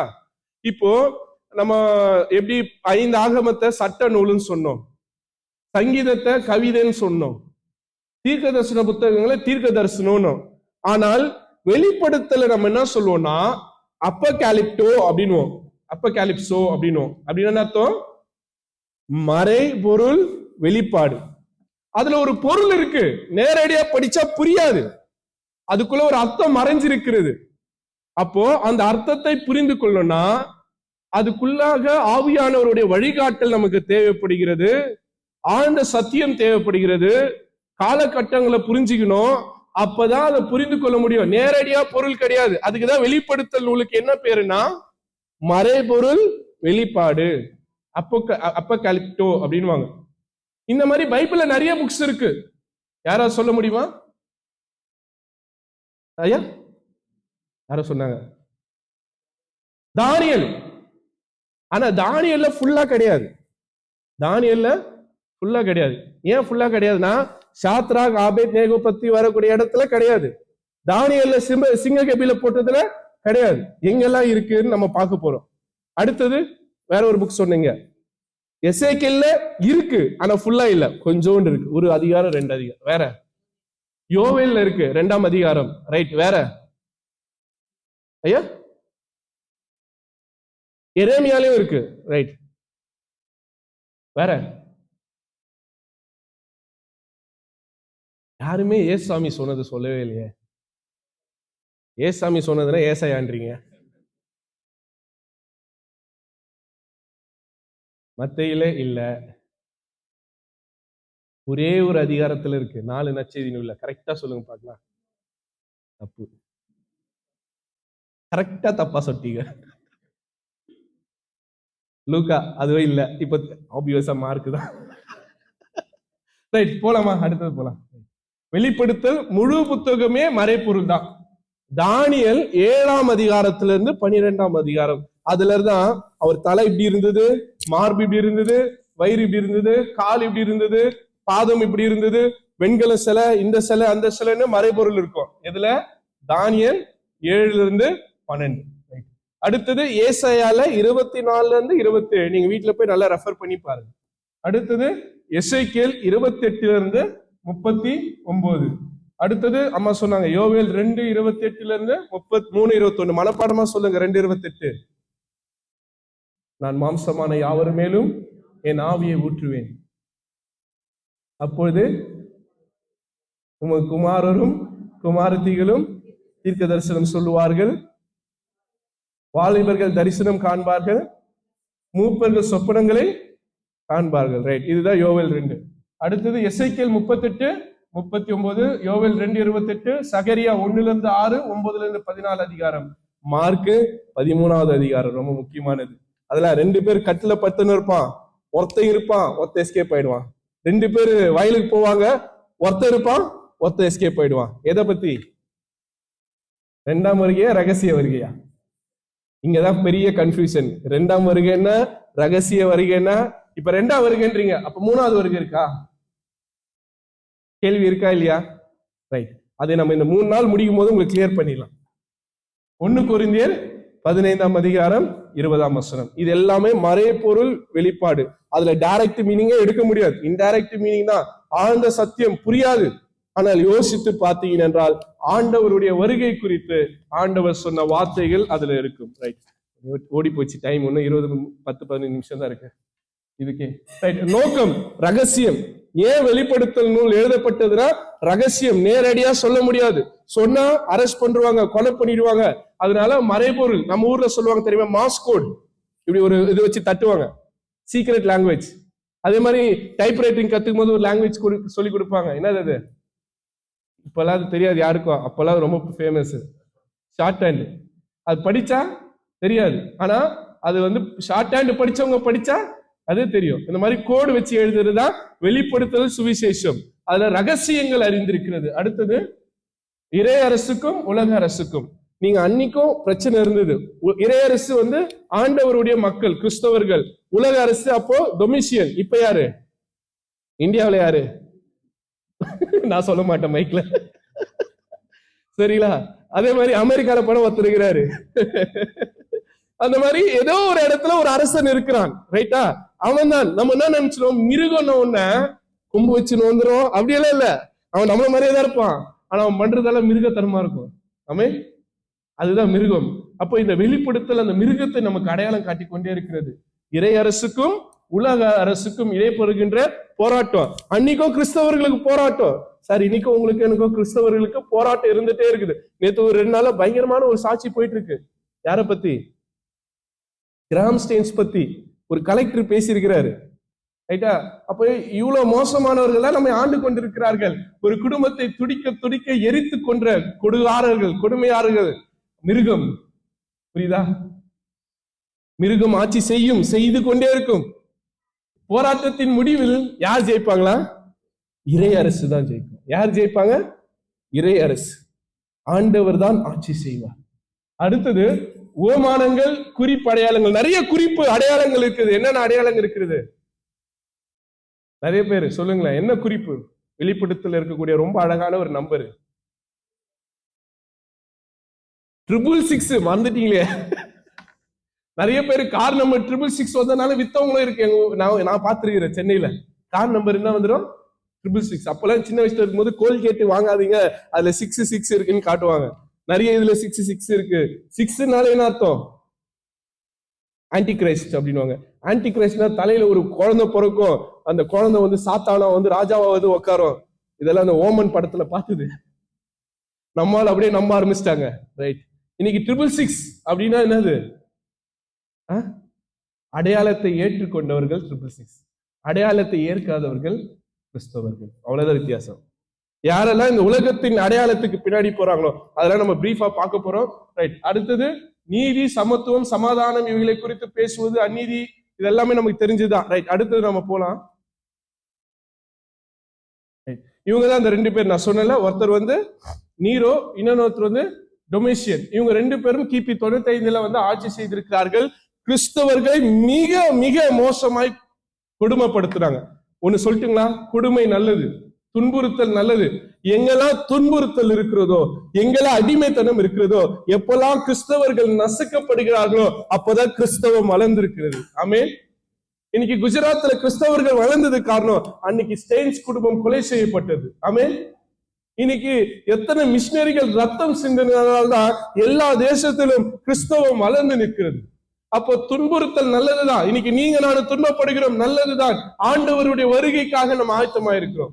என்னை பொறுத்த மட்டும் துன்புறுத்தல் ரத்த சாட்சியாக மறிக்கிறவர்களுக்கு டைரக்ட் டிக்கெட் எங்க பரலோகத்துக்கு. அதனால நீங்க உங்க ஜெபம் எப்படி இருக்கணும்னா, ஆண்டவரே எனக்கு ரத்த சாட்சியாக ஒரு மரணம் கொடுங்க சுவாமி. ஆமென். எத்தனை பேர் ரத்த சாட்சியா மறிக்கணும்னு ஆசை? ஒருத்தர் கூட கைத்ததுல ஒரே ஒருத்தர் தான் தூக்குறாரு. அப்ப எல்லாருக்கும் வாழணும்னு ஆசை. அப்ப பரலோகம் நமக்கு கஷ்டம் தான். பரலோகத்துக்கு ஈஸியா போனா ரத்த சாட்சியாய் மறிக்கணும், கிறிஸ்துவுக்காக வாழணும். இன்னைக்கு ஒரு காலகட்டத்துல நிறைய வைராக்கியமா இருந்தாங்க. இன்னைக்கு யோசித்து பாருங்க, கிறிஸ்தவங்களுக்கு அந்த வைராக்கியமே போச்சு.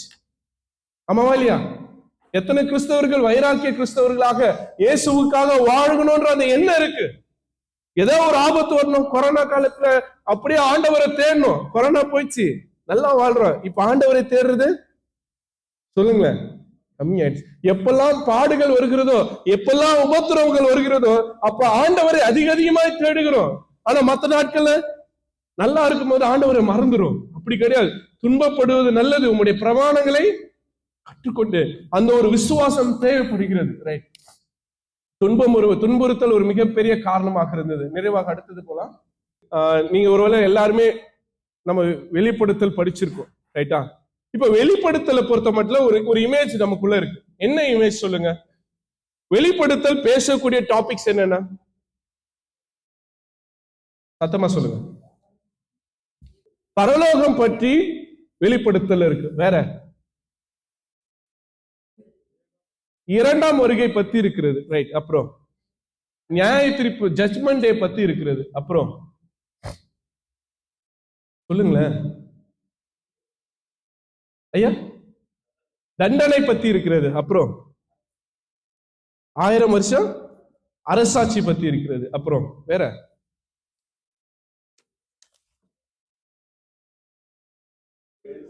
சபைகளை பத்தி. எத்தனை சபை? 7 சபை, ரைட்? 7 சபைகளை பத்தி இருக்கு. வேற நிறைய இருக்குங்க. நீங்க அடுக்குவீங்கன்னு நினைச்சேன் நானு. சொல்லுங்க, வேற என்ன இருக்கு வெளிப்படுத்தல? நியாய தீர்ப்பு, ஜட்ஜ்மெண்ட் பத்தி இருக்கு, ரைட்? அவ்வளவு. புதிய எருசலேம், புதிய வானம், புதிய பூமி, வாழ்வு தரும் நீரூற்று, இது சிங்காசனத்தில் வீற்றிருக்கிறவர்கள், ஆட்டுக்குட்டியானவரின் ரத்தத்தில் கழுவப்பட்டவர்கள். நீங்க என்ன யோசித்து பாருங்க. வெளிப்படுத்தல் நூல்ல வெளிப்படுத்தல் 1 - 22 வரை வெறுமனே 14 முறை தான் இயேசுடைய பேர் பயன்படுத்தப்பட்டிருக்கிறது. ஆனா மற்ற இடத்துல அவருக்கு சொல்லப்படுகிற ரொம்ப அழகான பேரு ஆட்டுக்குட்டி, ரைட்டா? ரைட். இப்போ முதல் அதிகாரத்தை ஆரம்பிப்போம். முதல் அதிகாரம் முதல் வசனம் வாசிங்க.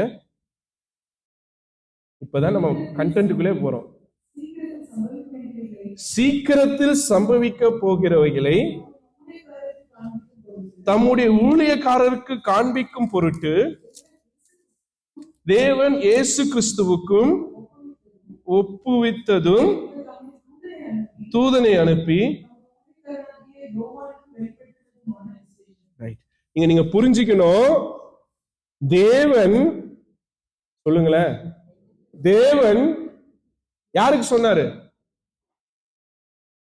இயேசுவுக்கு சொன்னது, ரைட்டா? இது யாரோட சித்தம் என்றால் பிதாவுடைய சித்தம். அப்பா இயேசுவோட, நம்ம நினைச்சிருக்கிறோம் இயேசு சொன்னதுன்னு நினைச்சிருக்கிறோம். கிடையாது.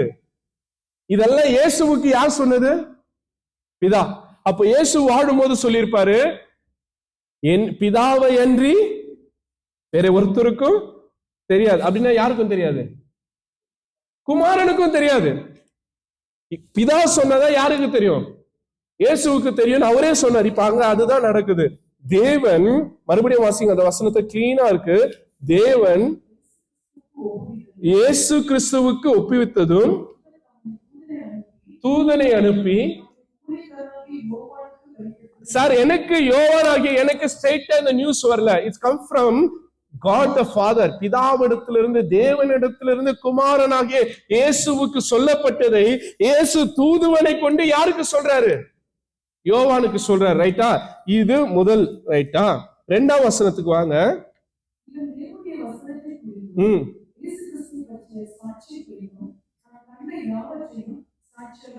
ரைட். இது எல்லாமே யோவானுக்கு கர்த்தருடைய தூதுவனால் கொடுக்கப்பட்ட ஒரு காட்சி, ஒரு சாட்சி. ரைட்டா? அததான் அவர் சொல்றாரு 22 அதிகாரத்துல. இப்ப 3ஆம் வசனம் ரொம்ப முக்கியமான வசனம், வாசிங்க. ஐயா, அம்மா, நீங்க 65 அதிகாரம் வாசிக்கிறீங்க, வாசிக்காம போறீங்க, பிரச்சனை இல்ல.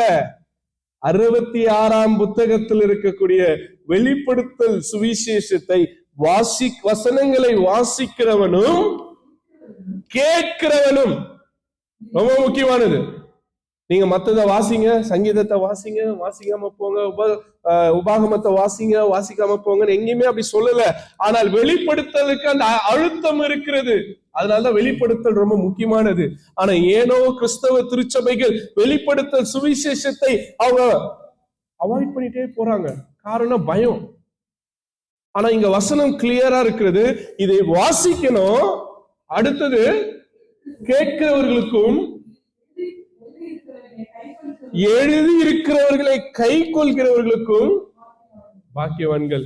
ஆவியில் எளிமை உள்ளவர்கள் பாக்கியவான்கள் சாமி சொல்லிட்டாரு. ரைட்டா? இங்க வசனம் சொல்லுகிறது. கடைசியா வெளிப்படுத்தல இந்த திருமறையை முடிக்கும் போது இந்த வசனங்களை வாசிக்கிறவர்களும் இதை கேட்கிறவர்களும் இதை கை கொள்கிறவர்கள் தான். நீங்களும் நானும் பாக்கியவான்களாக, பாக்கியவதிகளாக இருக்கணும் அப்படின்னா வெளிப்படுத்தல் ரொம்ப முக்கியமானது. ஒருத்தன் கடை வச்சுட்டே இருந்தான் எல்லார்கிட்டயும். ஏன் இவ்வளவு கடங்காரனா இருக்கிற அப்படின்னு கேட்டா, ஐயா அது ஏன் பிரச்சனை இல்ல, என் பேர் அப்படி. என்ன என் பேர்னா பாக்கியவான் நானா. அது ஏன் பிரச்சனை மட்டும் இல்ல, எங்க அப்பா பிரச்சனை. ஏன்டானா பாக்கியராஜு நானா. புரியுதா? ஏன்னா அவன் பாக்கிய வச்சுட்டே இருப்பானா, அதனால்தான் பாக்கியவானா. எங்க ஜோக்குங்க, சிரிங்க. ரைட். நீங்க தூங்குறீங்களா இல்லையான்னு பாக்குறது அதான். சரிங்களா? இப்போ இந்த வசனத்தை கை கொள்ளுகிறவர்கள் பாக்கியவான் என்று சொல்லி இந்த வசனம் முடிகிறது. அடுத்தது வாசிங்க. இது ஆசியானோன்னு நீங்க இமிடியேட்டா ஏசியான்னு எடுத்துக்க கூடாது. It's not about Asia. ஏசியால இருக்கக்கூடிய இன்னைக்கு நீங்க யோசித்து பாத்தீங்கன்னா ஏசியா மைனர். ஏசியா மைனர் என்னது? டர்க்கி. ஏசியா மைனர் தான் டர்க்கி. இங்க சொல்லப்பட்டிருக்க 7 திருச்சபையை போய் பார்க்கணும்னா நீங்க போக வேண்டிய ஊரு டர்க்கி தான். இந்த 7 ஊர் என்னென்ன ஊர் பாருங்க, அது நம்ம பின்னாடி பார்ப்போம். ரைட். இந்த வாசிங்க அந்த வசனத்தை 4ஆம் வசனத்துல எழுதுகிறதாவது. ரைட். இன்னைக்கு மிகப்பெரிய இறையல் பிரச்சனை இருக்கிறது. ஒரு சில திருச்சபைகள் யாவே தான் கடவுள் சொல்றாங்க, அவங்களுக்கு ஒரு குரூப் ஆஃப் பீப்புள் இருக்கிறாங்க. இன்னொரு குரூப் ஆஃப் பீப்புள் என்ன சொல்றாங்கன்னா ஜீசஸ் தான் கடவுள்ன்றாங்க. இது ஒரு செட் ஆஃப் பீப்புள் கிறிஸ்டியானிட்டியில இருக்கிறாங்க. இன்னொரு செட் ஆஃப் பீப்புள் இப்போ ஹோலி ஸ்பிரிட் தான் டைம் ஆஃப் ஹோலி ஸ்பிரிட்ன்றாங்க. அப்படின்னா பிதா படைச்சிட்டாரு, குமாரன் மீட்டுட்டாரு, இப்ப நம்ம வாழ்றதுக்கு யார் தான் காரணம்ன்றாங்க? ஹோலி ஸ்பிரிட் தான் காரணம்ன்றாங்க. அடுத்தது இந்த ஹோலி ஸ்பிரிட்ன்றவங்க அவங்க ஏன் டாக்டரின்ல தப்பா வராங்க? இன்னைக்கு இருக்கக்கூடிய இந்த நியூ சர்ச்சஸ், பெண்டகாஸ்டலிசம், இதெல்லாமே ஃபோக்கஸ்ட் ஆன் ஹோலி ஸ்பிரிட். இவங்க ஜீசஸ் இப்ப இல்லைன்னு சொல்றாங்க. யார் இல்லைன்றாங்க? ஜீசஸ் இப்ப இல்ல, அவர் பரலோகத்துல இருக்கிறாரு, அவருக்கு இங்க வேலை இல்ல, இப்ப யார் வேலை செய்யறதுன்றாங்க? ஹோலி ஸ்பிரிட்ன்றாங்க. அது தப்பான டாக்டரின். ஒருவர் மூவராய் இருக்கிறார் அப்படின் போது இங்க ஹோலி ஸ்பிரிட் இருக்கிறார்னா அங்க ஆட்டோமேட்டிக்கா பிதாவும் இருக்கிறாரு, குமாரன் இருக்கிறாங்க, பரிசுத்த ஆவியா இருக்கிறாங்க. இங்கதான் we stand different. புரிஞ்சுக்கோங்க டாக்டர்னு. ஏன் பெண்டகாஸ்டலிசம் ஃபால்ஸ் டீச்சிங், ஏன் மெயின் லைன் சர்ச்சஸ் தியாலஜிக்கலி கரெக்ட்னா இந்த ஒரு ரீசன் தான். they say this is the time of holy spirit. அப்படின்னா அர்த்தம்னா பிதாவுடைய டைம் முடிஞ்சிருச்சு, குமாரனுடைய டைம் முடிஞ்சிருச்சு, இப்ப ஹோலி ஸ்பிரிட்டுடைய டைம்ன்றாங்க. It's false. if there is holy spirit, immediately there is Father, there is Son, there is Holy Spirit. அதுதான் triune God அப்படின்றது. இப்ப இங்க இதுதான் சொல்றாரு, இருந்தவரும் இருக்கிறவரும் அப்படின்னா என்ன அர்த்தம்? He is the past, he is the present, he is the future. யாரு சொல்லுங்களேன்? ஜீசஸ் தாங்க. என்னை கண்டவன் என்னை இல்லாமல் பிதாவிடத்தில் போக முடியாது. அப்போ இயேசுதான் பிதா, இயேசுதான் குமாரன், குமாரன் தான் இயேசு, குமாரன் தான் பிதா, குமாரன் தான் தூயாவி, தூயாவி தான் இயேசு, தூயாவி தான் பிதா. எல்லாம் ஒண்ணுதான், ஆனால் செயல்பாடு வேற, அவ்வளவுதான். ஓ சிம்பிளா நான் சொல்றேன் ட்ரினிட்டிய. நான் உங்களுக்கு சொல்லுங்களேன், ஆயர், என் மனைவிக்கு கணவர், என் பிள்ளைக்கு சர்ச்சைக்கு வந்தா நான் பாஸ்டர், வீட்டுக்கு போனா என் பிள்ளைக்கு, எங்க அப்பாவுக்கு நானு ஒரே ஆள் தான். ஆனா என்னுடைய ரெஸ்பான்சிபிலிட்டி மாறுதா? This is what the triune God. பிதா இருக்கார், குமாரன் இருக்கிறார், பரிசுத்த ஆவி, ஒருவர் மூவராய் வெளிப்படுகிறார். ஒரே தெய்வத்தை தான் நம்ம வழிபடுறோம். இந்த கான்செப்டை புரிஞ்சுக்கிட்டு தான் முடிஞ்சு போச்சு. இல்லைங்க இப்ப ஹோலி ஸ்பிரிட் தாங்க, பிதாவுக்கு வேலை இல்லைங்க, குமாரனுக்கு வேலை இல்லை, அவங்க 3 பேரும் செயல்பட்டு கொண்டு இருக்காங்க. அவங்க இருந்தவர் எங்க? கரெக்டா இந்த வசனத்தை சொன்னா நம்ம மைண்ட் எங்க போய் நிக்கணும்? யாத்திராகமம். உங்க பேர் என்ன நான் கேட்டா நான் என்ன சொல்றது? இருக்கிறவராகவே I am who I am. யார் சொன்னா? ஆண்டவர் பிதா சொன்னாரா இல்லையா? யார் இடத்துல? அதே இதுதான் இப்ப சொல்றாரு. யார் பேசும்போது? இயேசு பேசும்போது இருந்தவரும் இருக்கிறவரும் வருகிறார். I am the future, past present future. பாஸ்ட்ல ஜீசஸ் இருந்திருக்காரு, பிரசன்ட்ல ஜீசஸ் இருந்திருக்காரு, ஃபியூச்சர்லயும் ஜீசஸ் இருப்பார். பிதா பாஸ்ட்ல இருந்தாரு, பிரசன்ட்ல இருந்தாரு, ஃபியூச்சர்ல இருப்பாரு. ஹோலி ஸ்பிரிட் பாஸ்ட்ல இருந்தாரு இல்லையா? ஜலத்தின் மீது இருந்தாரா இல்லையா? அப்ப ஆவியானவர் எப்படி நீங்க பாதியில வந்தாருன்னு சொல்ல முடியும்? பாதியில அவர் செயல்பட்டதை நாம் உணர்ந்து முடிஞ்சது, அவ்வளவுதான். we started to experience Holy Spirit. ஆனா அவர் throughout the history of human யார் இருக்கிறாரு? Holy Spirit இருந்துதா இருக்கிறார். ஆதியிலும் இருந்தார், முடிவிலும் இருக்கிறார். அவர் புது வாழ்விலும் இருப்பார். புரிஞ்சுக்கிட்டீங்களா? இருந்தவரும் இருக்கிறவரும் வருகிறவருமா இருக்கிறார். அவங்களுடைய ரோல் மாறுது, ரெஸ்பான்சிபிலிட்டி மாறுது. அதுக்குன்னு ஆளு மாறுறாங்கன்னு அர்த்தமே கிடையாது. அதுதான் இங்க இருக்க ரொம்ப அழகான தியாலஜி. அடுத்தது வாசிங்க.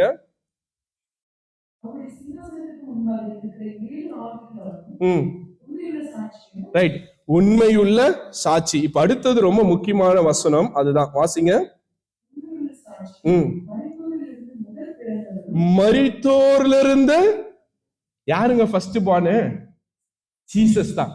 Who's the first born after death? na Jesus தான். அப்போ முதல் பிறந்தவர் இயேசுவே. அப்ப இயேசு முதல்ல பிறந்தாருன்னா இயேசுவை பின்பற்றுகிறவர்களும் நாமும் பிறக்க முடியும். அதனாலதான் யார்கிட்ட சொல்றாரு? நிக்கோதேமு கிட்ட சொல்றாரு, ஒருவன் ஆவியினாலும் ஜலத்தினாலும் பிறவாவிட்டால் தேவனுடைய ராஜ்யத்தில் பிரவேசிக்க முடியாது. நம்மால் ஒன்னு என்ன பட்டானுங்க? தன் ஞானஸ்தானம். அது ஞானஸ்தானம் கிடையாது. பிறத்தல், கழுவப்படுதல், புது மனிதனாய் மாறுதல், இயேசுவுக்காக ரத்தம் சிந்தி மரித்து உயிரோடு வரக்கூடிய நம்பிக்கையில் வாழ்வது. இன்னைக்கு என்ன அடிச்சா கூட நான் செத்தாலும் கவலைப்பட மாட்டேன், நான் உயிரோடு வருவன்றோம். அல்லேலூயா சொல்லுங்க. இயேசு உயிர்த்தெழுந்தாரா இல்லையா? நீங்களும் நான் உயிர்த்தெழுவ மாட்டோமா? ஆமென். இயேசுவை விசுவாசிக்கிற எவனும் மரித்தாலும் பிழைப்பான். அதுதான் வெளிப்படுத்தல் சொல்லக்கூடிய ரொம்ப அழகான ஒரு செய்தி. இதோ தமது உண்மையுள்ள சாட்சியும் மரித்தோரிலிருந்து முதல் பிறந்தவரும். அடுத்தது வாசிக்குமா? அப்பா நீ நீரோவா இருக்கலாம், நீ டொமேசியனா இருக்கலாம், யாரா வேணா இருக்கலாம். ஆனா உனக்கெல்லாம் அப்பா ஒருத்தர் இருக்கான், அவன் எங்க அப்ப. ஆமாவா இல்லையா? நீ ராஜாவா இருக்கலாம், நீ மந்திரியா இருக்கலாம், நீ பிரசிடென்டா இருக்கலாம். பட் அதிகாரங்களுக்கு மேலான அதிகாரம் நான் சொல்ல. வெளிப்படுத்தல் முதல் அதிகாரம் 5ஆம் வசனத்துல 3ஆம் பகுதி அதான் சொல்கிறது. பூமியின் ராஜாக்களுக்கு அதிபதியுமாய் இருக்கிறவர் தான் யாரு? இயேசு கிறிஸ்து. ரைட், அடுத்தது வாசிங்கம்மா.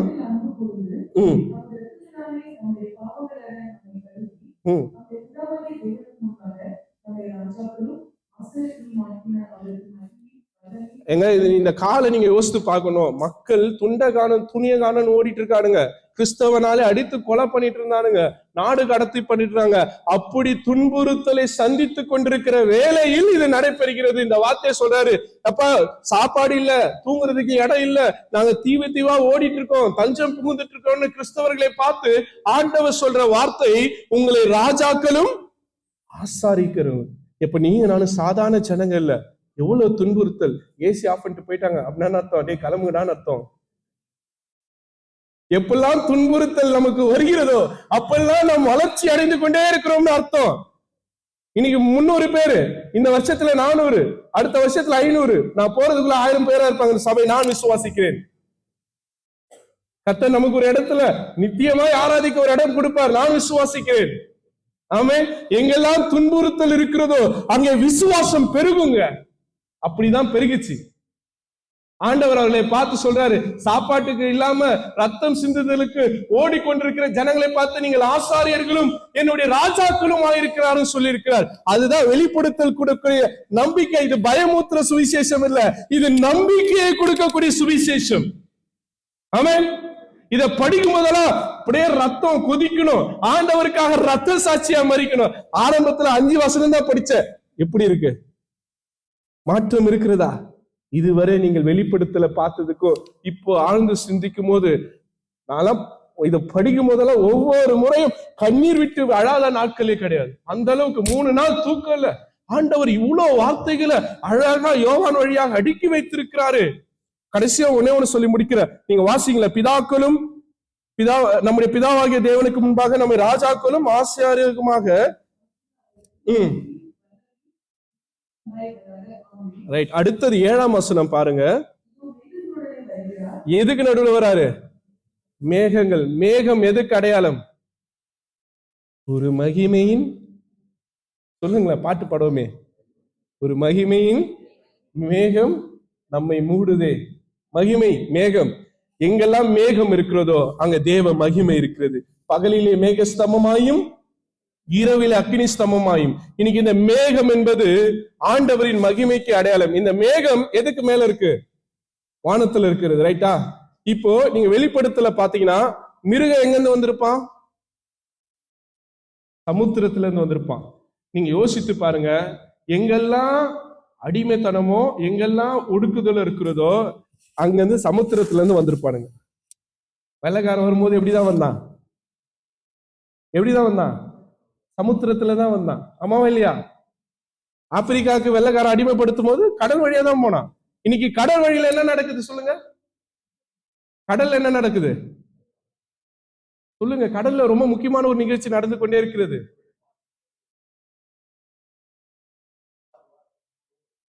வர்த்தகம், ட்ரேடு நடக்குதா இல்லையா? மிருகம் எங்க இருக்கு? இன்னைக்கு ஏன் மிடில் ஈஸ்ட் இவ்வளவு பாப்புலரு?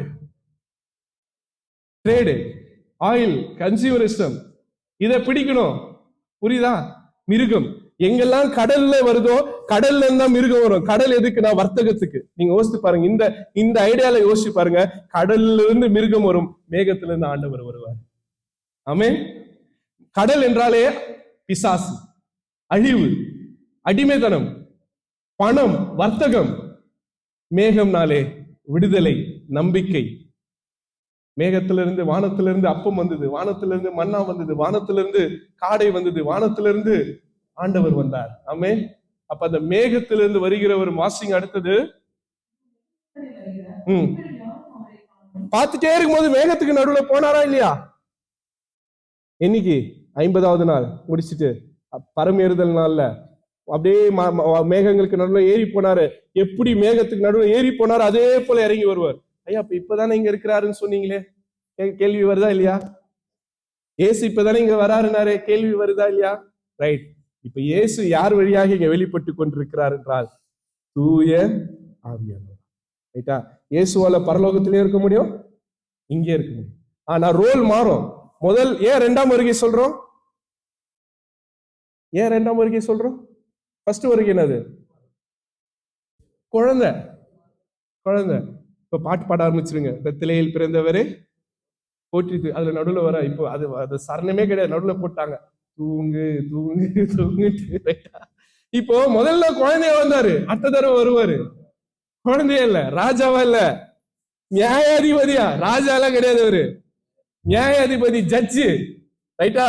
முதல் தடவை பாவம் பட்டு நம்ம பாவத்தை வாங்கிக்கினாரு. இனி பாவம் கிடையாது, புண்ணியமும் கிடையாது. அடி நியாயத்திற்கு நியாயாதிபதியாய் வரப்போகிறார். ராஜாவெல்லாம் கிடையாது. யார வரப்போகிறாரு? அதனால அது இரண்டாம் வருகை இல்ல, அது பேரு நிறைவு வருகை. ஆமே. அப்போ நடுவுல ஒரு வருகை இருக்கு, அதுக்கு பேரு தானது ரகசிய வருகை. அதுக்கு தான் என்ன சொல்லுவாங்க? ராப்சர்னுவாங்க. ரைட்? இதெல்லாம் நாளைக்கு கண்டினியூடு. இப்போ என்னன்னா, வெளிப்படுத்தல ஒரு வார்த்தை அடிக்கடிக்கு வரும். என்ன வார்த்தைன்னு சொல்லுங்க பார்க்கலாம். காது உள்ளவன்.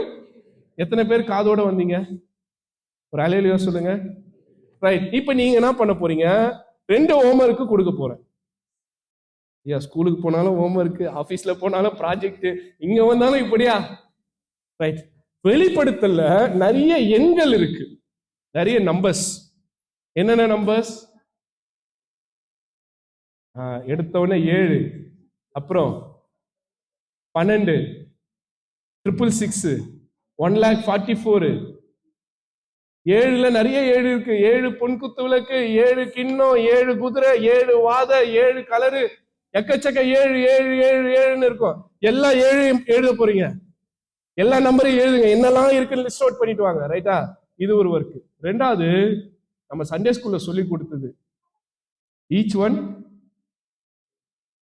Catch one.